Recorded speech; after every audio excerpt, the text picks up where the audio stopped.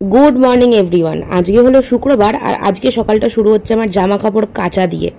কাচা বসিয়ে যেই তোমাদের সাথে কথা বলতে স্টার্ট করব ভাবলাম, সাথে সাথেই গলায় একটা পিঁপড়ে কামড়ে দিল।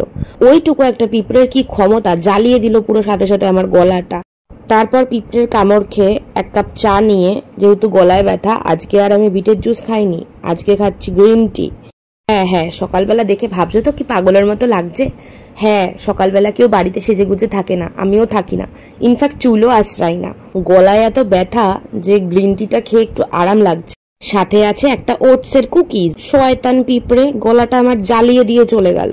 তারপর স্নান করে নিলাম, স্নান করে উঠে একটা ছোট্ট শ্যুট করলাম স্কিন কেয়ারের ওপরে। তারপর ওই যে দেখলে সকাল সকাল অতগুলো কাঁচা বসালাম, ওগুলো এখন মেলার পালা। ফটাফট মিলে নিলাম। বাবারে, ওপরে যে কি গরম, আমার মুখটা পুরো পুড়ে যাচ্ছে। ফটাফট নিচে যাই বাবা, এখনই পারা যাচ্ছে না, তাহলে পরে কি হবে। আলগা তাপ পুরো ওই 3 তলার ওপরটার মধ্যে। এবার পালা খাবার প্রিপারেশনের। খাবার মোটামুটি করাই ছিল, তো সেগুলো এখন গরম করব।